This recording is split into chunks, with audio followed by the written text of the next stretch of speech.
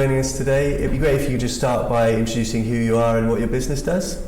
Okay, I'm Claire Ladkin. I'm founder of All About the Cooks, which is an online platform which enables talented home cooks to sell their food to local people. Amazing. And you obviously took part in the Bristol semi-final last year with the pitch. How did you find that and what's happened since then? Oh, that was great fun, actually. It's always good to talk about the business and to share the experiences we've had. I learnt a lot from doing that, as I've learnt a lot from doing everything that I've taken part in. It's really useful to get the feedback, but also it's very nice to meet the people in the room and hear other people's stories too. Great. And how much did you go on to raise after the pitch, and what was the round kind of composed of? Yes, of course, and we were very grateful to the pitch for introducing us to Crowdcube. That's been a really productive relationship right from the get-go. So I've just finished a stint on Crowdcube. We ended with £328,000, and of that we put in lead investment of 240. So that was quite a worthwhile exercise. We got £90,000 from the crowd.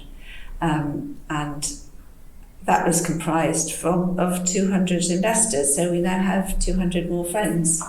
It was really important to me at a very early stage that I needed to get proof of a few things. There were three things. Do people want to buy food through an online platform? Do they want to sell it? And was it going to be attractive to objective investors, like not just my mum? We therefore set out to try and find those people, identify who they were. The first investor we had is an individual who was a friend of a friend, who he kind of knew that he was interested in doing a little bit of SEIS investment from time to time. So he's not somebody that's very active. He was just quite interested. He also has a consumer-facing platform business himself, which was very relevant because that's quite useful to us to have somebody with that experience. But he also understood the potential that we had of what's possible in the long run. So he came in at a fairly low level at an early stage. He's topped up a few times, and then together we proposed this sort of match funding thing that he would put up to £125,000 if we could get that matched by somebody else. And that's when the corporate came in, who was also attracted by the fact that his money would unlock other money from somebody else. And then that went on then to unlock more money through the Crowdcube. Can you tell us a little bit more about that corporate? Like, how did you start speaking to them? Yes, very interesting actually, and it's a local business that whose values are very aligned to us. Cookpad is a global recipe sharing platform. They're huge in Japan and elsewhere in the world, but their main revenue comes from Japan, and they're keen to explore other routes because we're both interested in encouraging home cooking, to supporting home cooks, creating communities around food, and their global headquarters happens to be just down the road. It felt like a no-brainer actually when we started talking to them. So because I'm involved in the food sector in Bristol, I knew of them, but not them individually. So I just approached them and said, let's talk. And that wasn't necessarily with investment in mind, because there's an awful lot of synergy in what we're doing anyway. But the conversation went well, let's say that, yes. I've made it sound very easy. Actually, it's been really, really hard work, and I've kissed a lot of frogs. And had so many dead ends along the way. But you have to, they're all part of the learning process. And people tell you that, and it's really annoying, but it is true. That you learn something from every no you get. And I realised that the amount that I was raising with the valuation that I had wasn't really enough to be supported by private equity groups or angel investors in a sort of in an organised way. So it was definitely coming down to individuals, And that was really hard work. And I think that what the Crowdcube thing has done is enabled us to get some momentum, but it's also enabled people to dip in if they want to, whereas it's quite nice that there's a detached third party about it, rather than me sort of hounding my mates all the time saying, go on, you can do a bit, you get a bit of tax relief on it. Actually, it's easier to say, look, if you're interested, have a look, and those who want to support have. It does make it more accessible.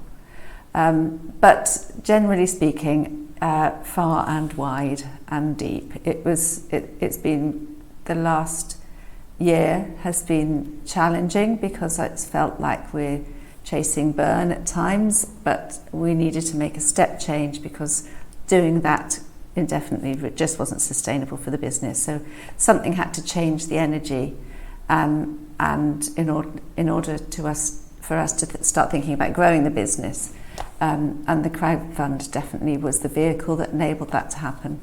When you talked a bit there about approaching individuals, have you got any suggestions or tips around kind of getting in front of people that you don't know? Whether it's through a cold email that worked or kind of building up your network in some way? LinkedIn was useful to a certain extent. But one thing I did find is if you just look under who is an angel investor, you actually get lots of people who are trying to sell you things too, which was slightly frustrating. But I did send quite a lot of emails out to people that I hadn't met before if I thought that they were likely to be interested. So doing blanket emails and things is just pointless. However, I was interested in people who had consumer-facing marketplace experience, who would get this sort of the possibility of exponential growth, which is something that is inherent in what we're doing because we have a broad demographic and accessible to sort of pretty much anyone throughout the UK initially. And that's serviceable by our existing technology already without us having to do much more. So people who got that much because they had marketplace experience were interested then. But it's really about finding some point of engagement. And sometimes I'll just talk to people who happen to, be something really irrelevant, but they love food. So there's lots of angles that this comes in at, really. Some people just get it, and other people need to explain to them a few times. And the ones that just get it, get it with enthusiasm. When you were going through that seed round process, right from kind of getting the individuals to the corporate and then the crowd, what kind of investment assets did you create to help with that process? The first thing I did was realise that there was no point in being the best kept secret around. So it was about spreading the word and the vision, and actually sharing decks and things is really useful. But what you really need is that tag. And for me, the thing that the sort of phrase that I came up with that really seems to engage somebody is just that a one-liner, which is one day it will be possible to buy home-cooked food from local people wherever you are. We're already doing that, and getting those few words nailed has been the carrot that's pulled everyone in, so they'll then look at the rest of the deck. But it sounds ridiculous how long it took to come up with that, to realise that that's what was happening when you talk to people about the concept and then they get it.